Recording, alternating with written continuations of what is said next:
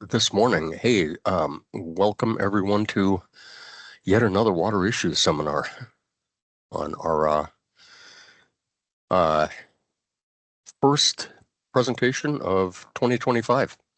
And I think we're going to have a great presentation this morning. I've been really looking forward to this one. You know, we've been hearing a lot over the years, really, about the connection between the quality of our surface water and upland ecosystems. That's just becoming just increasingly apparent and important in our efforts to protect or restore our lakes, rivers, and streams. Soil health, biodiversity, forest degradation, and climate change all play a role in the hydrologic function of our natural water bodies. So it's really good to be able to introduce our speakers this morning. We have Fred Rosomalski and Terry Jeffrey to talk about the ecosystem health plan that they developed for the Riley Purgatory Bluff Creek watershed that is focused on green space runoff from lawns, woodlands, abandoned agricultural fields, and a few remaining patches of agriculture to take the next step to protect and restore water resources and regenerate a healthy urban ecosystem. So a little bit about our speakers. Fred is an urban ecologist and landscape architect practicing sustainable land design at Bar Engineering Company in Minneapolis, where he also leads the Green Infrastructure Practice Group. His work currently focuses on sustainable design that addresses adaptation to climate change. And Terry Jeffrey, who is joining him this morning, is the administrator at the Riley Purgatory Bluff Creek Watershed District, which spans 50 square miles in the Southwest metro area. Terry focuses on breaking down the barriers that lead to a reductionist view of natural resource management and human ecology by bringing together stakeholders with seemingly disparate goals. Terry helps them find common ground and align their objectives. It is great to have you guys with us this morning. Fred, why don't you take it away if you're ready to go? Actually, I will kick us off and then Fred will jump in and bring it home. Good morning, everyone. I'm Terry Jeffrey. Thanks for that introduction, Mark, and thanks for having us here. I am the administrator of Riley Purgatory Bluff Creek Watershed District, which was going to be named Tri Creek, and I really wish it would have been. So I think most of you have heard the adage, if you keep doing the same thing, you can expect to get the same results. I'm fortunate that I have a board of managers. Sometimes it's unfortunate that want to think outside of the box and really want to try and come up with new ways to approach watershed management. Sometimes I've got to rein them in and say that, we are regulated by 103B and 103D, so what we do has to fall within that. But as they watch developments come in, they have really asked the question, does simply looking at what's coming out of the end of the pipe truly capture the impacts that are being made? Are we really mitigating any of that impact that we're seeing, or all of that impact that we're seeing? So they asked us to go embark upon this environmental ecosystems health action plan. So we are 50 square miles in the Southwest Metro. This was the original vegetative map. We were predominantly deciduous forests and a little bit of savanna and prairie. We encompass 7 municipalities, making it, putting us in a unique position to get things done and having some unique obstacles. Fast forward to even 10 years ago, and what we've converted to is 25% of our district is now covered in impervious surface, just like every other metro area.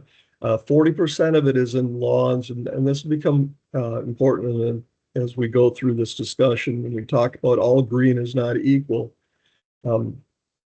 Even by 1958, the entire district was largely converted to agriculture, and with that, the introduction of non-native species and other ecological functions that were lost. So we have, as a district, and we as a collective field, have kind of really looked at this reductionist approach to manage a really complex system. We've taken a point source approach.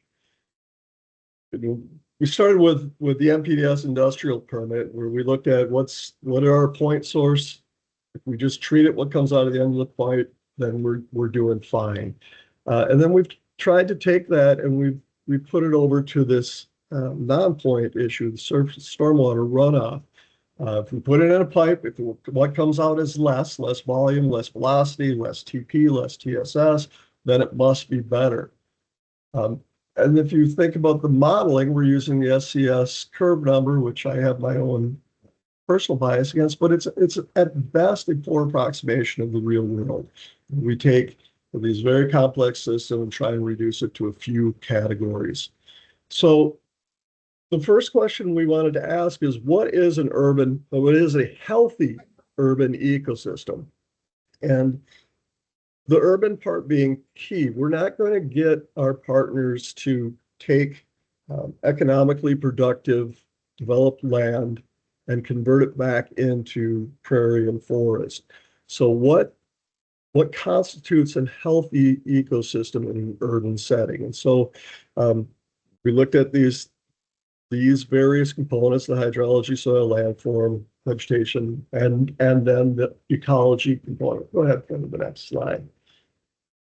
But within each of those, we have a myriad, tens of thousands of other systems that feed forward and loops and negative feedback loops that we're never going to get a one-to-one model. We'll never be able to account for all of these. So next slide, Fred. The idea is, what can we do to approximate that larger model? How can we capture those things? We talked about earlier, our watershed district, anything can be looked at as the green and gray, all of it with the emphasis on protecting the blue. So if you look at this, the light green is lawn. That's all of the lawn throughout the district. The dark green is maintained in some type of natural setting. And then the gray is obviously our streets, highways, parking lots, everything else. Next slide, Fred, please. So, like I said, the point of this, on its simplest terms, is how do we reduce the gray spaces, increase the green spaces, and in our purview, to protect the water resources. So, number of different ideas and where they overlap. And that's really the key point. So for instance, building a more walkable, livable community, there are a number of different benefits that come out of it, one of which being expanding the green, but there's the human ecology component that comes out of it, safer communities, better communities, knowing your neighbors. So how do we work to shrink the gray that's there now, expand the green, and then make that green actually provide better ecosystem services?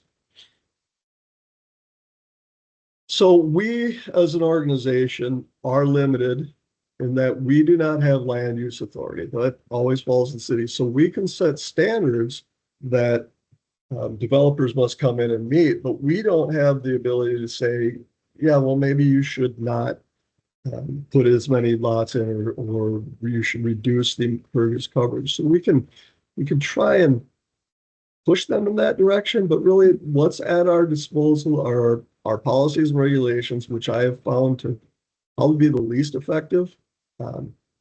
We have our capital projects that we can do ourselves. Planning, that is our 10-year plan, but which in this case, we're going to try and align more with the municipalities, the 7 municipalities within our district. And then there's the education and outreach. We'll talk a little bit more about that and who needs to be educated. So in our prior planning process I, we always we would come up with ideas, and then we would bring that to the public works and engineering predominantly and get their reaction. And it was always an effort to look for the problems and never really an effort to look for the solutions. So we decided this time to bring in those people who are responsible for the planning with our partner agencies. So we brought in all of our cities, counties, states. We really focused on community development, parks and recreation, the natural resources folks, because they're the ones that will be doing the planning that we could align with, because we, as in no individual agency, is going to be able to accomplish all of the heavy lifting that we've got. So really the focus was on collaboration, planning for the future, and aligning those plans wherever possible. So we had a series of workshops with this technical advisory panel. The first one really was asking, what do they see as a healthy urban ecosystem? And I won't read through all the words, and I know that having a lot of words on a slide is not the best approach, but we found this to be a really all of the conversations be really robust. The people that were reached that participated in our technical advisory panels, I think we're really hungry to have these questions asked of them. So I think individually we've always been asking ourselves these questions, but looking for someone to bring that together, to bring these thoughts together. Next slide. So we identified what the barriers were that kept us from doing it. And it really, if we were to distill it down, it came down to this is the way we've always done it, and economic development. Those really tended to be, to no one's surprise, the biggest issue, and then lack of resources. Workshop 2, we focus on what are the gaps. You know, what are people doing? Where can we fill in? Where can the Watershed District really play a role? And again, the gaps were, we at staff level understand these things or see the need for these. It was, how do we educate the actual decision makers, the policy makers, to consider the larger overarching long-term planning in their day-to-day routines? How do we incentivize developers and economic development authorities to consider nature-based solutions within their planning exercises? Workshop 3, we looked at our solutions. And again, they fell under those same categories that we talked about earlier, where, you know, cities might say, you know, you must have 40% green space or 30% green space on the site, but they don't define what that green space is. And that green space could be a 3-foot wide buffer strip between a parking lot and something else. It could be a bunch of granola maple. So how do we look at it on a larger scale? How do we maximize benefit from that green space that's set aside instead of having individual trees planted on single lots? Is it possible to get the same credit with a copse of trees that might provide better infiltration? You know, where can we align our projects with the cities? One of the things we run into most commonly are linear projects. Is there a way that we can, rather than imposing a rule on our cities and our land use authorities, is there a way that we can partner with them to try and maximize the benefits of those projects?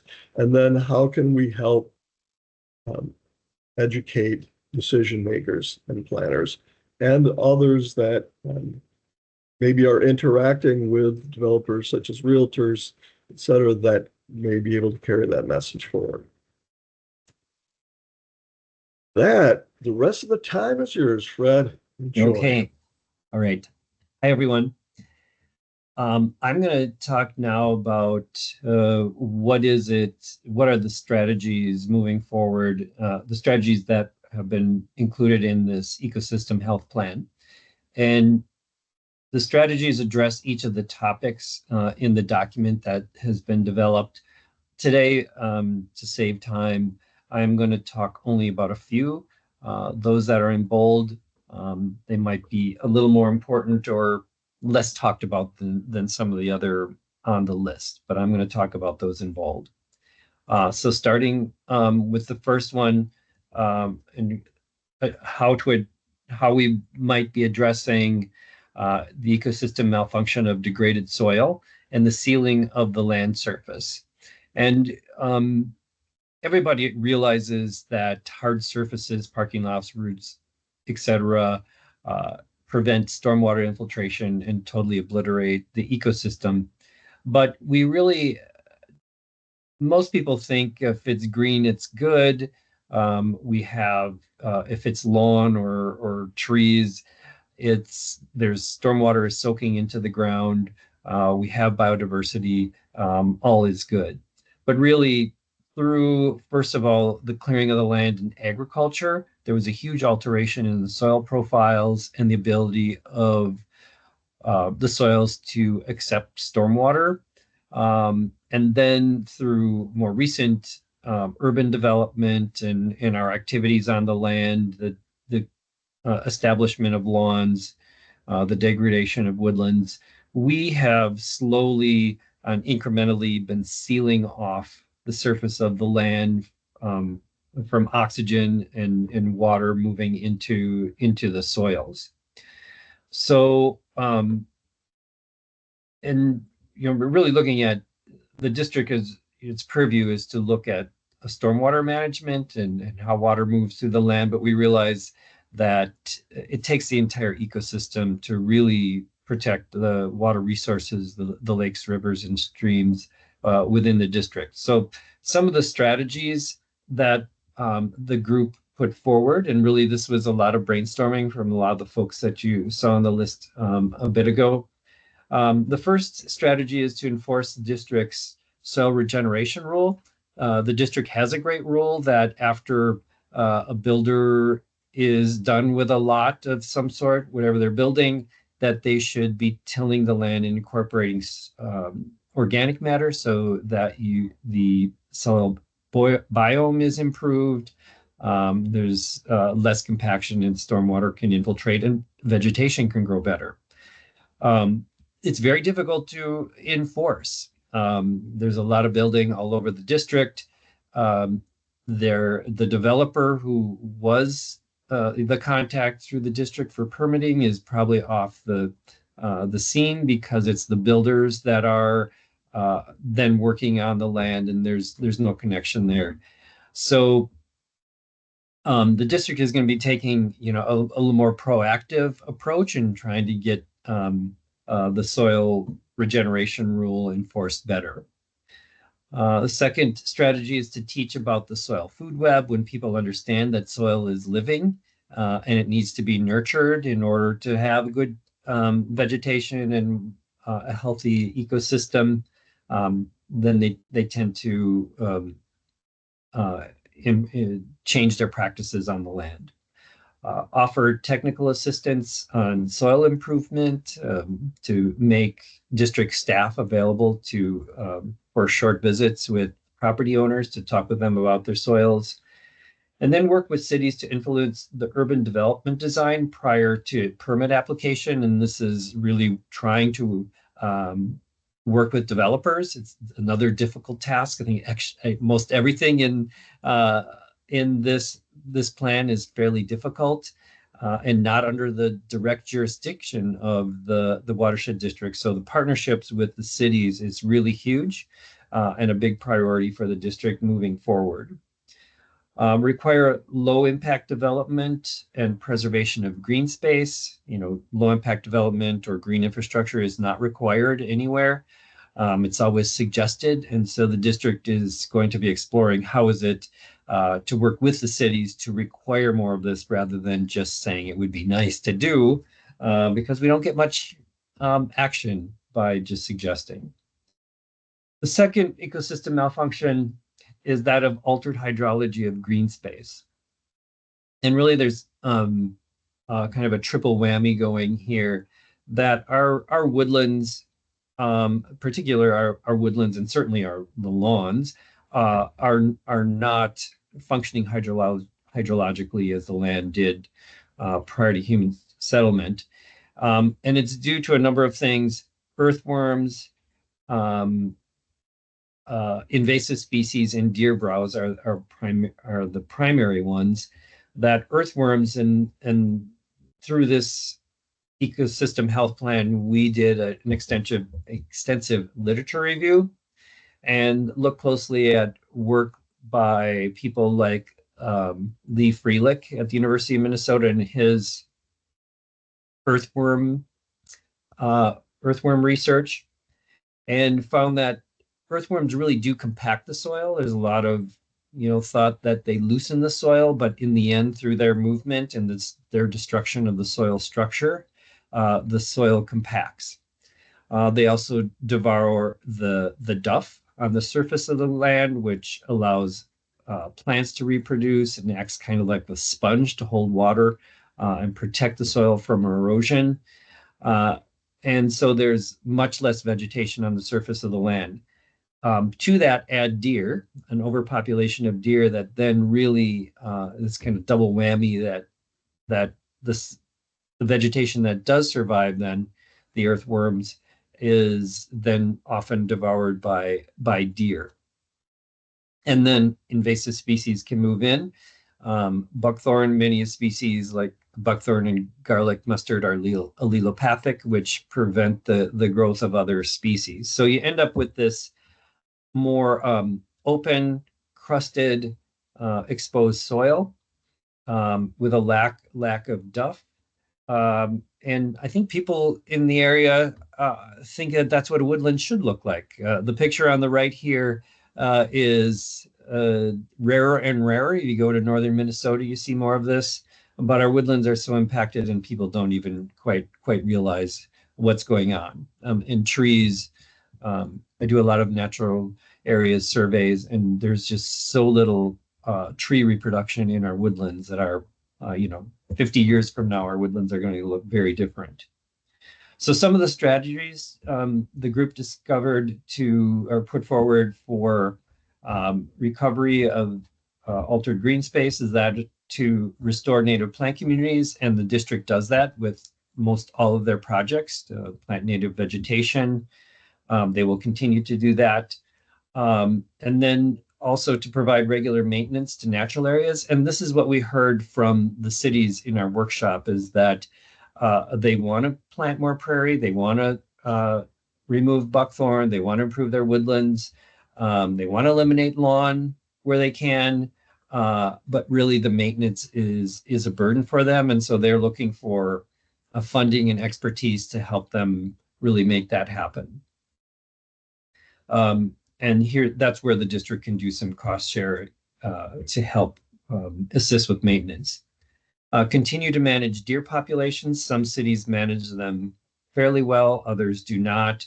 But really managing the deer population would be a great way to encourage the vegetation growth. Lee Freelick says that he thinks that if the deer weren't present in the numbers that they are, that the earthworm damage wouldn't be quite as drastic as it is, that it's really this double hit by the vegetation that it just can't recover.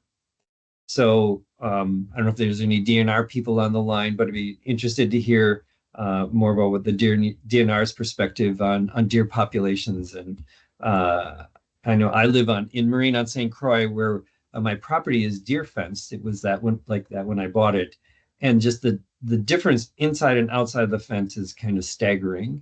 The diversity of species, even though this was farmed and grazed in its day, still the species diversity in and outside of the fence is dramatic. And of course, earthworms are present. So development develop a volunteer pest detector program so that the district can understand really what's happening on the land with invasive species. For example, Phragmites and other invasive species that are just entering the district, to really understand where they are and get them controlled before they spread too much. Provide incentives for invasive species control and provide cost share program for native plantings. This is where communities and property owners are always hungry for money to do these activities.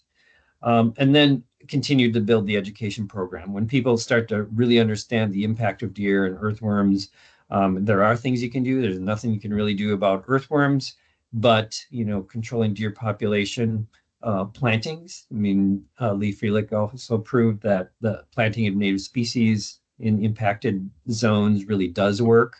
So there's many things that can be done. It just has to be taught. The next ecosystem function that was addressed in the ecosystem health plan is that of the surface water groundwater interaction. And here again, the sealing of the land is the issue. That we understand that hard surfaces seal the land, but our green surfaces, lawns in particular, 40% of which the district land is in lawn, is very compacted through the process of development and then riding lawnmowers and things like that. So water really isn't soaking into the ground like it did 100 years ago within the district. Therefore, we're not getting water table recharge and deep aquifer recharge. We're not getting recharge to streams and lakes like we would see. And so we see greater bounce in lakes and greater flashiness in streams and more erosion. Along with that increased runoff from hard surfaces. So the idea is just to try to get water to soak into the ground. And so some of the strategies for the recovery of surface water groundwater interaction is, first of all, to better understand it. It's invisible. You can't see what the groundwater is doing. You can't see very well how well water is soaking into the ground. So to first of all establish a monitoring well network and programs so that we really can understand what's happening underground, and then to develop with that a groundwater surface water model that predicts in areas where monitoring isn't occurring what's happening throughout the watershed district, so that they can then make the appropriate take the appropriate actions. They want to establish base flow thresholds for creeks, wetlands, and lakes. And Terry, can you just I don't exactly know what that means. Can you just say a word about establishing base flow thresholds for creeks and lakes? Yeah, Brad. So as we look at the impairment of many of our streams, a lot of the Bluff Creek, for instance, the impairment is fish IBI, but as this audience will know, we can't use lack of flow as a stressor in the environment. So we're looking at how do we maintain a consistent base flow, and we know that it's been reduced through the changes through the urbanization of the watershed of those streams. So really, what we're trying to do is establish a minimum base flow to be in those. Another common complaint from lake owners, flashiness of lakes themselves. So we want to see what the interaction is there. Thank you. All right. So, and then this drawing basically shows this, how to unseal the surface of the earth, both with looking before and after in this typical suburban environment. First of all, to reduce impervious surface, and then to alter the surface of the green spaces, creating more green space, eliminating lawn and planting native vegetation, planting more trees, controlling invasive species within woodlands. But here is just the educational, a diagram that shows people how is it that we can change the watershed to improve biodiversity. From the watershed district, it's a lot about stormwater movement, but really, in the minds of the board of managers, the ecosystem is just important because it's all one. It all functions together, as we all know. Of course, people are the problem. We wouldn't have a problem if we weren't here. The ecosystem would have been rolling on as it had. So it's what people perceive happening in our urban environments is really quite different than what is happening. That seeing trees and this understory, people might think this is a fantastic woodland, but it's a woodland that probably isn't going to reproduce those oak trees, and the biodiversity has really dropped. Or that lawns are not an ecological wonder. They're beautiful, and people think that they want that neatness, but it's really an ecological wasteland. So how is it that we can start changing perception? Of course, that's through education. And then the first strategy is that of demonstration. So there's nothing like showing people what, a woodland that is removed of buckthorn and invasive species, what that really looks like, what a alternative landscape can look like around a house or a business, and how that can function. So the demonstration is one of the strategies that the district has been taking and will continue to take. Further engage there and partner with city leadership in programs that benefit the ecosystem and preserve open space. So how is it, again, that we can develop with green space? And one of the priorities the group talked about is that of educating leadership, in particular city councils, really, starting at the top, so people that at least they have the science and the base knowledge of what's happening on the land. Expand current education efforts, and encourage residents to participate in activities that allow them to learn about the environment and get them out from behind their computers and out on the land. So the district does a lot of activities, cleanups and planting projects and et cetera, that get people involved and interacting with nature. Okay, so nearing the end here, the last ecosystem malfunction I'm going to talk about it, and that of climate change. And as you probably all know, on this slide, what's changing in Minnesota, that of our rainfall and extreme events, and generally getting wetter, more flooding, but coupled with that, then dryness. And in the last 3 years, the last summer was fairly wet, but the three previous years were really quite droughty. And that's really the scenario moving forward. Very wet and very dry fluctuations. And of course, within Riley Purgatory Bluff Creek Watershed District, that is the 25% impervious surface. That is all exacerbated by the urban heat island effect, by all that impervious surface that collects heat and increases runoff. So some of the strategies the group has discussed for the recovery and addressing climate change. First of all, to complete a vulnerability and risk assessment for the district, to really understand where flooding occurs, where natural areas are being impacted, and then moving forward with climate action plans, helping cities to develop their own climate action plans, but the district to develop them to really set forth those actions that they can take on the ground and through its avenues of work to be effective. The next strategy is to use Atlas 14 and predict climate data to design stormwater features, which would probably mostly will result in increasing the size of stormwater features. Not a big thing that developers are going to be very happy about. Require, not encourage green infrastructure. I stated this before. It's work with cities to convince them to make it mandatory. Identify critical infrastructure and flood mitigation measures, and then preserve flood storage and require a 1-to-1 compensatory flood storage replacement. So just increasing flood storage wherever that makes sense and is possible. So those were the primary areas that we addressed in the ecosystem health plan. Others are in there, and maybe Terry, you want to talk just a little bit about next steps. The plan is complete. It's still going through the approval process within the board, and what are next steps, Terry? So, thanks, Fred.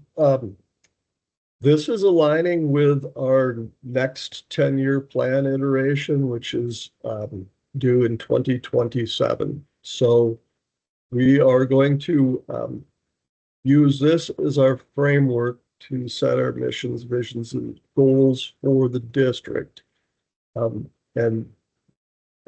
So we will adopt this as part of that overall plan. A number of the initiatives that's already been discussed in here that Fred talked about, we've started.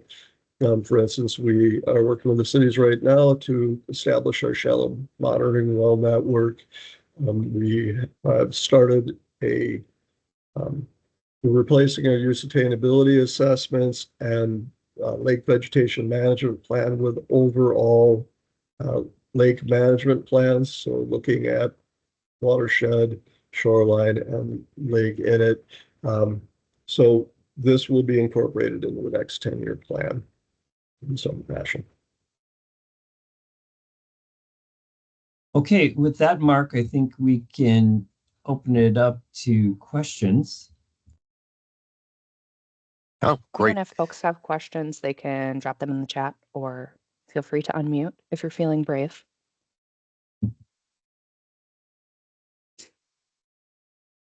While we are waiting for people to compose questions, I have one to maybe kick us off.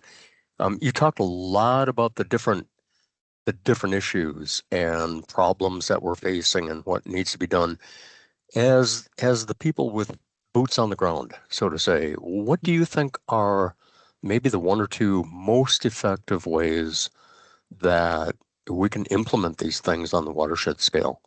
I mean, you talked about requirements for green infrastructure, for example, education, outreach, so forth. What do you think is the most effective use of time to get these changes made at this kind of level? I'll take first stab at it, Fred, and then feel free to chime in.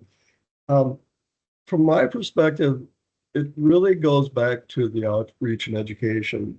If we can demonstrate to our partner agencies and municipalities that we want to work with them and that there are multiple benefits that can be achieved by taking these new approaches or a different approach to planning and development, I think we'll be far more successful than going in and telling them you have to do it this way because we said so. I think if we did a Venn diagram, there are a lot of overlaps between these agencies, but we've just never communicated with one another what they are. Aligning our 10-year plan with their comprehensive plans as much as possible, getting the city's 10 years capital improvement plan and looking at our capital plan and seeing where we can work together and gain more efficiencies and greater benefits as a result of it.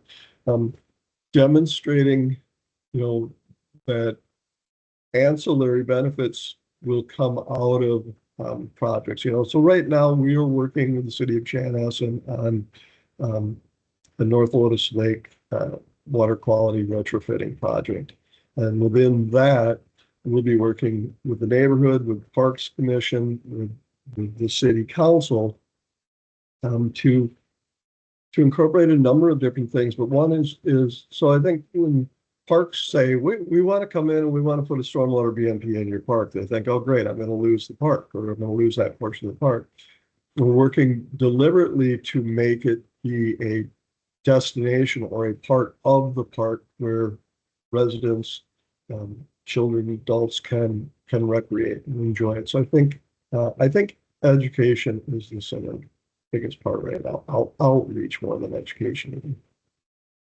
And I would just add to that with education, what we found, and this is a bit of an aha moment in the workshop series, is that the city folks that participated in the workshop series were really hungry for ecological information and ecological perspective, and we're really eager to have district staff come to their meetings, come to their planning, their comp planning, come to their reviews with developers, and when they're making rules, and often they just don't have an ecologist or stormwater management, professional at the table. They none of this was really new to them. They all understood, lawns are a problem. They probably learned a bit more about buckthorn and a few things, but they can't speak about it. They're planners and engineers. They get it, but they need somebody else at the table. And I think this is where, you folks here, PCA, DNR, should understand that they're eager to have somebody else at the table to help them and reinforce them. There might be one ecologist in the room, the natural resources person in the city, but they have no backup. And they're up against 3 engineers and an economic development leader, and they just can't get any footing. So I think really what the district moving forward, and Terry in particular, is going to be attending a lot of meetings in cities to be that voice in the room. All right, thank you. Paula said, thank you for forging the way on this work. Are you aware of any other watershed districts or municipalities that are working on similar assessments? Thanks, Paul. Minnehaha Creek is doing something fairly similar to this. They're really focusing on the creek corridor and building resilience into that.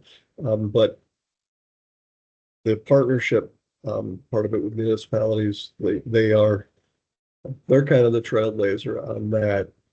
If I knew a manager at the Carnelian Marine St. Croix Watershed District, I might try and convince them to do that. But right now, so when we presented at the last Minnesota Association of Watershed Districts, it was received very well by all the other watershed districts.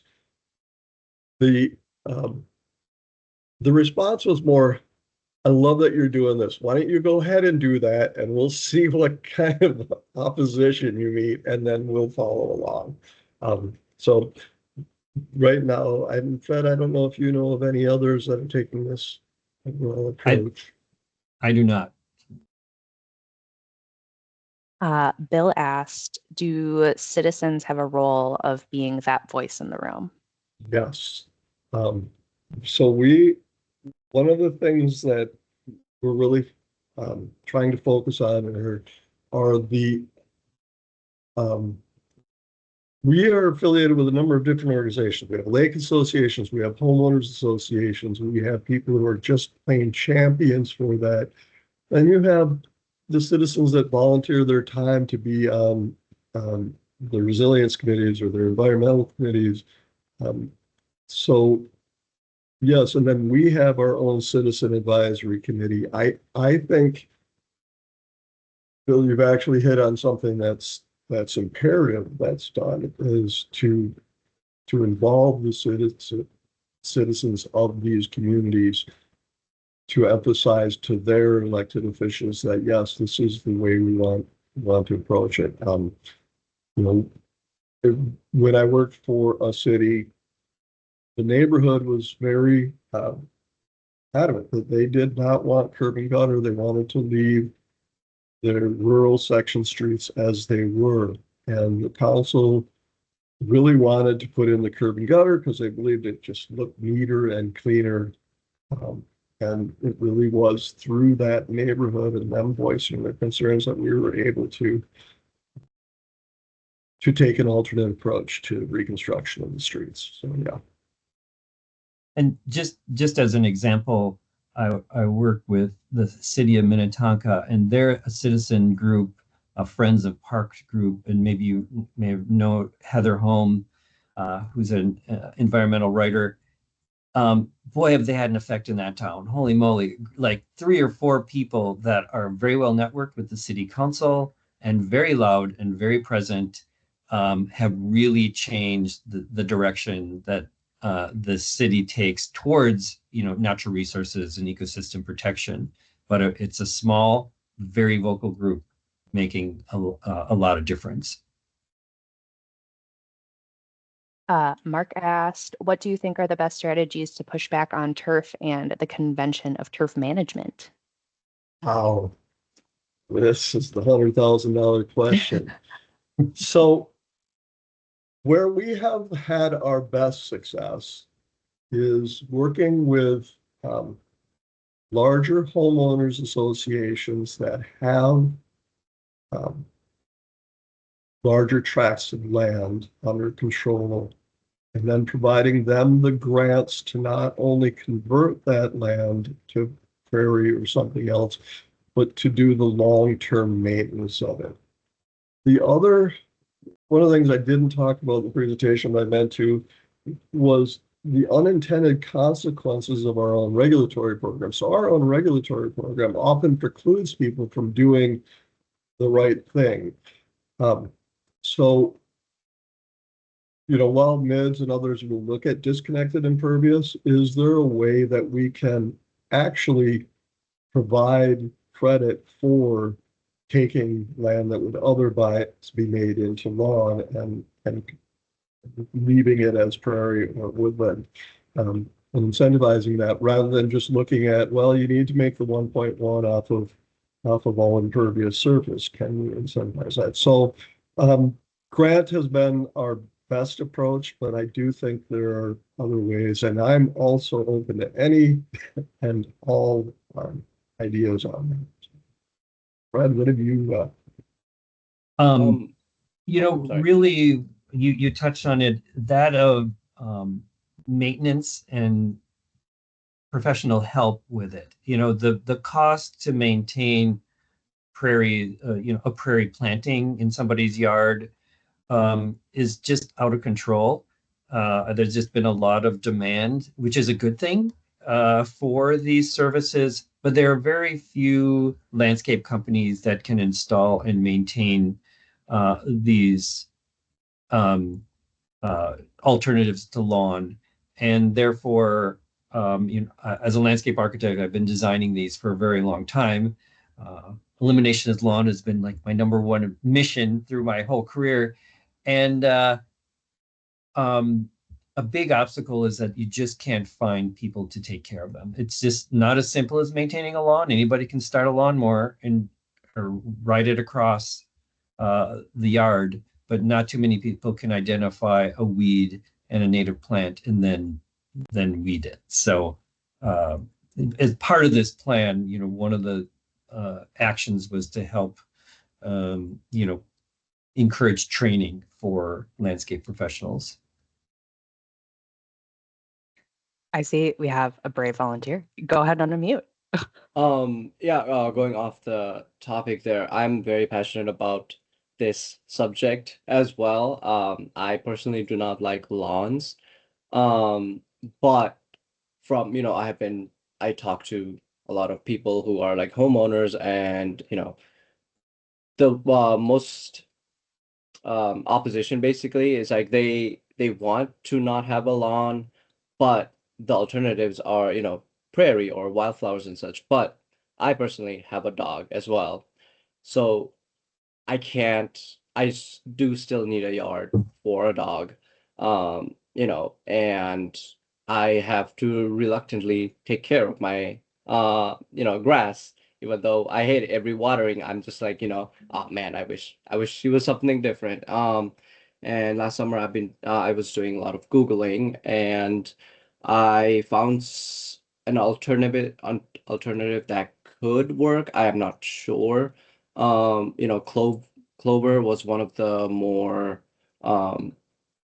popular choices among dog owners because they don't, get insanely long. You virtually don't even have to mow it.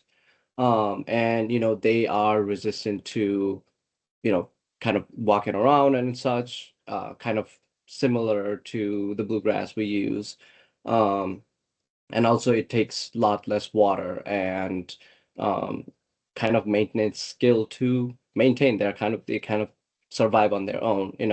For me, I have close to 80 houseplants. I know how to take care of plants, but I cannot seem to keep my lawn. Every time spring comes up, there's just like weird patches that it's just like the only way I can keep it alive is just watering it religiously. And it just seems like I already don't like lawn, and now I have to waste so much of the water doing that. So, I wanted to kind of slowly convert my lawn into a clover, but clover seeds are wildly expensive. I don't know if I'm not going to the right place.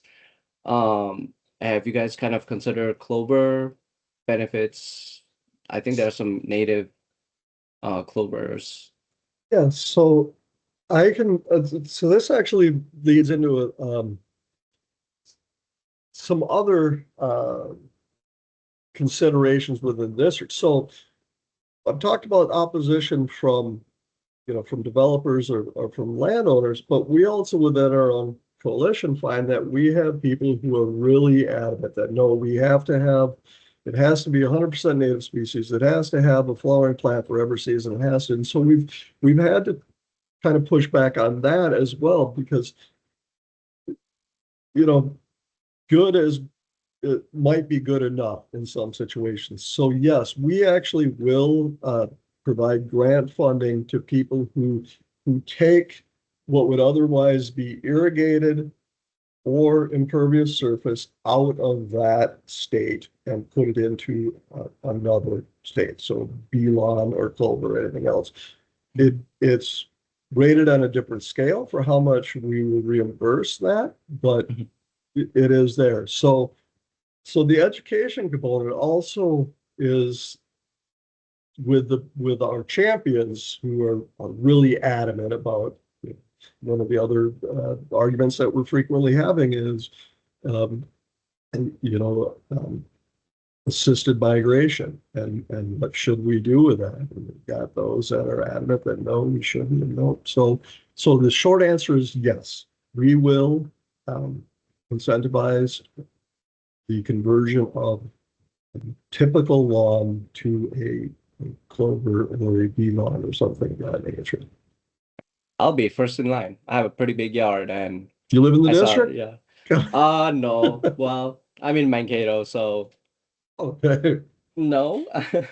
But yeah, you said you would, you reached out to the more HOAs and such, and it is an incredible idea, but I think there's a lot of um houses that are not in HOA that, like all comes back to kind of education of it, like my parents, they don't care. It's just like, oh, there's a lawn, they just need to be watered. It is what it is. They're not going to go extra mile to kind of see, the alternatives. And if they knew how much less they had to water, it's like you don't need to have a underground water system to keep it green, that you can use it for, maybe a dozen times per summer.